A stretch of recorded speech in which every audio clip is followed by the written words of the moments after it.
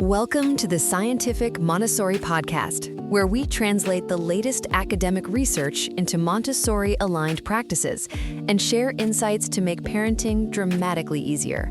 This episode brings you the audio version of our article, The Teamwork of the Future. To explore more articles, visit scientificmontessori.com.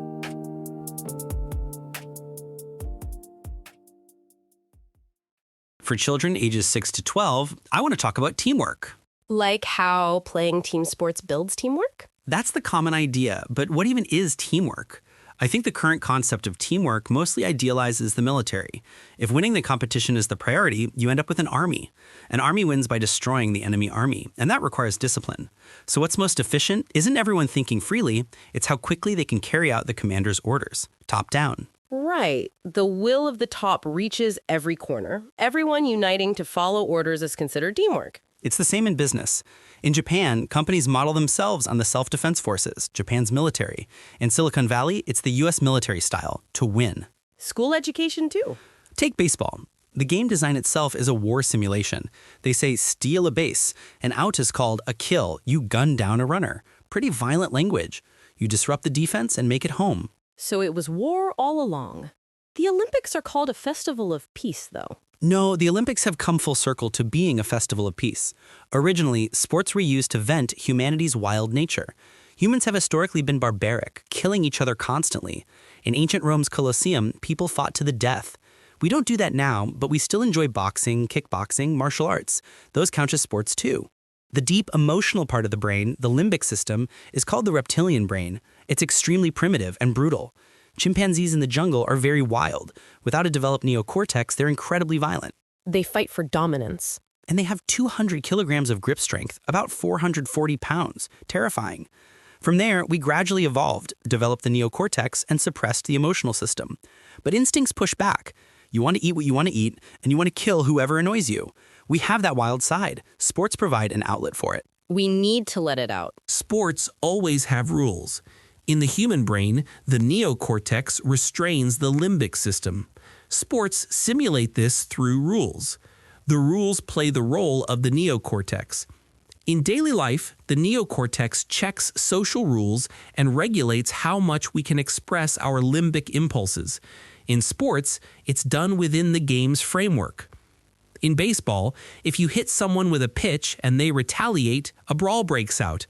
Everyone has to understand that's not allowed, or sports can't function. Right. No matter how angry you get. Even when the umpire makes a bad call. Referees are interesting. Team sports always have them. The person who pulls out red cards.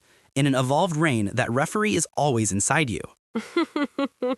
The referee in your head says that comment would be a red card and holds you back. If I say this, maybe I'll get a yellow card, so let me rephrase it more safely. I shouldn't say anything sexist.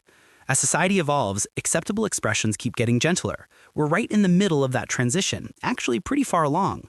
People born before the 1990s must have it tough. Yellow cards come out fast. There's a hit TV comedy about exactly that. A man with 1980s values wakes up in today's Japan and can't say anything right. Stuff you thought was no big deal is now totally out. Political correctness, unconscious bias, compliance. All these foreign loanword concepts keep coming in from Europe. And in Japan, we even coined a buzzword for it, futehodo. Short for that show's title, that's too much. For us, in our 30s, who grew up after that shift, it feels like common sense. The world has become much more livable. Nominication, the Japanese idea that you bond with colleagues by drinking together, makes no sense to me. Just communicate normally. Oh, I can't say anything sober. I can't relate at all. Just say it properly. Step into the ring and fight fair. If you have something to say it. Because they haven't trained for that, they drink and cause problems. They haven't been checking themselves against their inner referees, so they make inappropriate remarks, commit harassment. Everything becomes harassment. They act at a level they think is okay, and it turns out to be harassment. They become the emperor with no clothes. Young people are really skillful with this. They say what they want without drinking, and it doesn't become a problem. How did they train? There's this wonderful system called the internet, and that's where they trained. The internet connects the whole world, not just Japan. On YouTube, you can watch videos from everywhere. different languages, English, Chinese, and different cultures, you start to see things in relative terms. Nothing is absolute. That makes you a bit humble. Depends on the person. I see. But the generation that watch TV shows constantly telling them how amazing Japan is really believes Japan is amazing. Japan does have amazing aspects, but instead of saying it out of insecurity by comparing to others, I'd rather understand it from a larger perspective, like the role the Japanese archipelago plays in Earth's ecosystem. We got sidetracked, but back to teamwork. You're saying that teamwork is shifting from using the limbic system to using a bit more neocortex. But isn't there a kind of neocortex-centered teamwork? And sports might evolve along with that. Exactly. At the brain level, everything is built assuming the limbic system is at work. The military model is used as a framework to channel that energy in a good direction while suppressing the limbic system. But flip that around and it means everyone's neocortex is underdeveloped. So it's a model for how to get results from underdeveloped people, a way to unite selfish actors toward a goal. But if individual strength is high to begin with, that's not needed. Keisuke Honda just entered the chat. Individual strength is one of the Japanese soccer star's catchphrases. That's where the room for growth is, another one of his phrases. I think that's what Keisuke Honda is saying. Each child's power is the power of the prefrontal cortex. If each person can act autonomously, we can have Montessori-style collaboration instead of military-style. Sports evolve, teamwork evolves, business evolves. That's why Google feels Montessori-like and fresh. It's very hero that when talking about sports and Montessori children, you don't bring up Steph Curry, the basketball player. You start talking about Google. Steph Curry is about exceptional individual strength within the old framework. We're talking about teamwork, so that's not relevant. So, the Google teamwork story. Is it about the two Montessori children? No. It's not just about Larry Page and Sergey Brin. It's about the whole company. Google basically gathered smart people, mathematicians and physicists with developed prefrontal cortexes, prepared the environment, and let them play as much as they wanted, do whatever they wanted. That's why it made headlines. Offices like that didn't exist. A playground, unlimited free gourmet food, a gym, nap pods, a dream place. It pulled the rug out from people saying you're not here to play. Google was saying, please come play at work. Everyone aspired to that. There was the 20% rule about 1 day a week to work on whatever you wanted. A company that respected autonomy. Apparently that's gone now. When Google started, Larry Page said, "We don't need managers," and abolished managers. Wait, no bosses? Right. He said management wasn't necessary. What does that mean? Teams and leaders just form on their own? No. The idea is that managing yourself is the default. In the existing work model, bosses train and evaluate subordinates, or 360-degree reviews where colleagues evaluate you. He was saying, we don't need evaluation. That's so Montessori. Maybe it didn't work because not everyone was a Montessori child. Every Friday, at the end of the work week, Google held an all-hands meeting. So everyone knew the company's situation, what problems existed, what the bottlenecks were, what people were struggling with. Since everyone understood, people could assign themselves to work, tackle it on their own, clear the bottlenecks, and the company would run. Instead of a boss saying, you do this job, you decide, I'll take that on. That's high level and efficient. But I really feel this at our Polymath school during cooking activities. Kids say things like, you're cutting carrots, so I'll cut mushrooms on their own. And they work so fast. Exactly.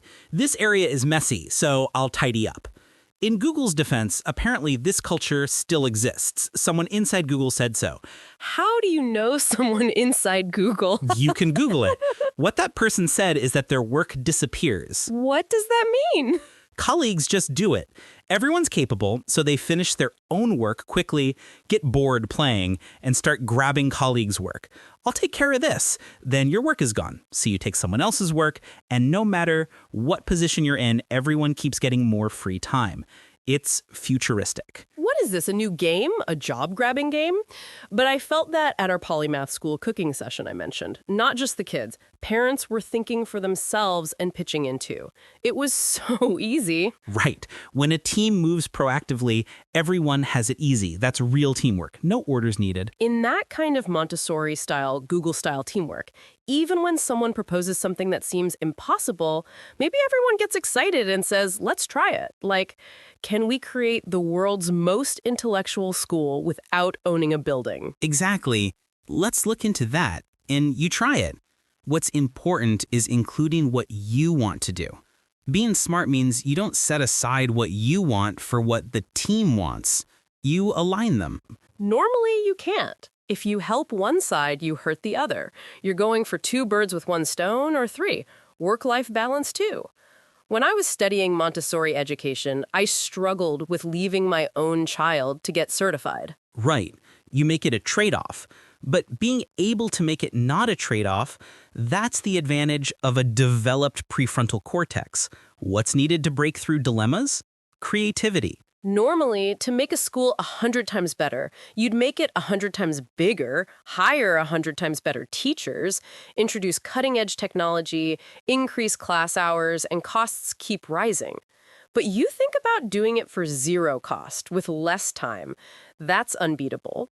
Thinking about it that way, it makes sense that Google owns YouTube and DeepMind and is actively transforming society. This is a complete tangent, but Google avoided decline because of DeepMind. Demis Hassabis of DeepMind didn't originally want to be acquired by Google. Larry Page convinced him, what you're doing is basic research. You should calculate how much money and time basic research takes. Spending half your precious brainpower on fundraising and half on basic research, isn't that wasteful? Join Google and you won't worry about funding. You can use Google's resources and do even greater basic research. That's how Google bought DeepMind for $600 million. YouTube was $1.6 billion. Montessori children are great at using money with a long-term perspective. Ooh, amazing shoppers. This example helps me understand what future teamwork looks like. It's win-win. To get a bit technical, the genius Demis Hassabis says the fundamental stuff in the physical world isn't energy or matter. Below what we commonly call matter, there's another layer, information. In other words, everything might be computable as information. It goes beyond physics. I see. That's the thinking behind using AI to beat Go champions, designing proteins, and so on. Right. They're searching through physical information, so it's the natural evolution of Google. Demis, who won the Nobel Prize, says AI can learn and reproduce even the most fundamental black box parts of physical laws through neural networks. Without trial and error in the physical world, just by watching videos, you can know anything, become a genius. That's the claim. When it comes to real-world implementation, careless mistakes are scary. Current AI hasn't experienced reality, so it isn't truly intelligent. That's true. The Nobel Prize is very Western. Westerners highly value invention, creating something new. Easterners, on the other hand, find value in how to use what already exists. For example, the Western approach is to extract antibiotics from soil bacteria and make medicine. The Eastern approach is, if they're in the soil, let's cherish the soil, enrich it, eat the healthy plants that grow from it every day, and we won't need medicine. If we study Montessori, science, and teamwork from an Eastern perspective, there's still so much room to evolve. Like China's Shenong Ben Kaojing, the oldest known book of herbal medicine, or India's Ayurveda, cultures that treasure the soil and use medicinal herbs and spices.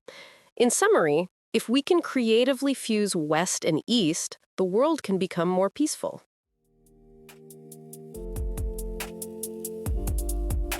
Thank you for listening to the Scientific Montessori podcast. We hope today's episode helped you see how research and Montessori principles can make parenting simpler and more meaningful. For more articles and resources, visit scientificmontessori.com and join us again next time.